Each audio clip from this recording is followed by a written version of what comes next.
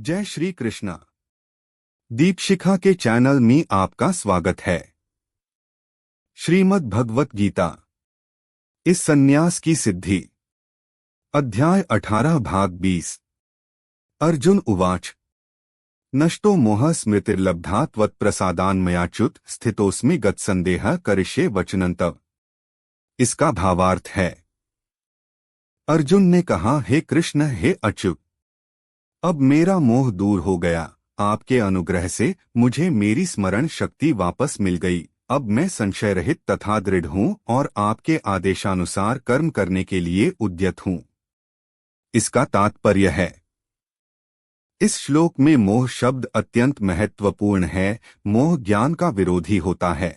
वास्तविक ज्ञान तो यह समझना है कि प्रत्येक जीव भगवान का शाश्वत सेवक है, लेकिन जीव अपने को इस स्थिति में न समझकर सोचता है कि वह सेवक नहीं अपितु इस जगत का स्वामी है, क्योंकि वह प्रकृति पर प्रभुत्व जताना चाहता है। यह मोह भगवत कृपा से या शुद्ध भक्त की कृपा से जीता जा सकता है। इस मोह के दूर होने पर मनुष्य कृष्ण भावनामृत में कर्म करने के लिए राजी हो जाता है।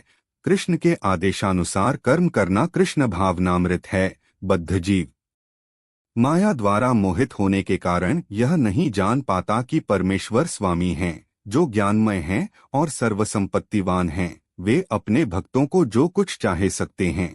वे सबके मित्र हैं और भक्तों पर विशेष कृपालु रहते हैं।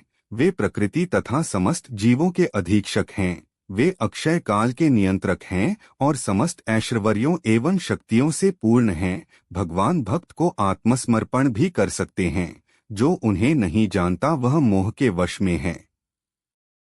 वह भक्त नहीं बल्कि माया का सेवक बन जाता है।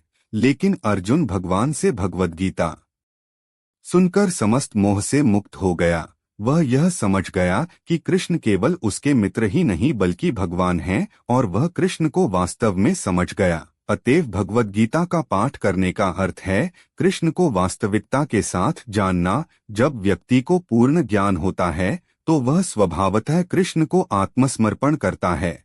जब अर्जुन समझ गया कि यह तो जनसंख्या की अनावश्यक वृद्धि को कम करने के लिए कृष्ण की योजना थी, तो उसने कृष्ण की इच्छानुसार युद्ध करना स्वीकार कर लिया। उसने पुनः भगवान के आदेशानुसार युद्ध करने के लिए अपना धनुष बाण ग्रहण कर लिया।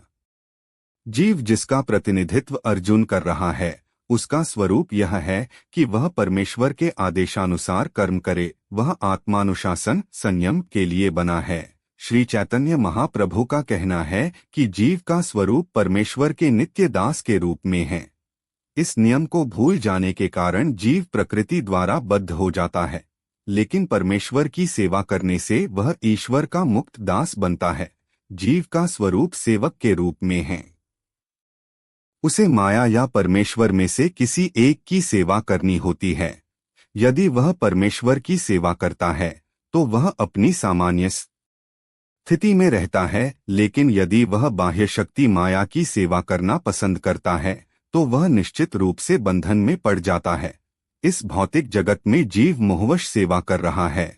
वह काम तथा इच्छाओं से बंधा हुआ है, फिर भी वह अपने को जगत का स्वामी मानता है। यही मोह कहलाता है। मुक्त होने पर पुरुष का मोह दूर हो जाता है और वह स्वेच्छा से भगवान की इच्छानुसार कर्म करने के लिए परमेश्वर की शरण ग्रहण करता है। जीव को फांसने का माया का अंतिम पाश यह धारणा है कि वह ईश्वर है। जीव सोचता है कि अब वह बद्ध जीव नहीं रहा, अब तो वह ईश्वर है। वह इतना मूर्ख होता है कि वह यह नहीं सोच पाता कि यदि वह ईश्वर होता तो इतना संशयग्रस्त क्यों रहता। वह इस पर विचार नहीं करता। इसलिए यही माया का अंतिम पाश होता है। वस्तुतः माया से मुक्त होना भगवान श्री कृष्ण को समझना है और उनके आदेशानुसार कर्म करने के लिए सहमत होना है। गीता का अगला अध्याय सुनने के लिए चैनल को लाइक, शेयर और सब्सक्राइब जरूर करें। धन्यवाद।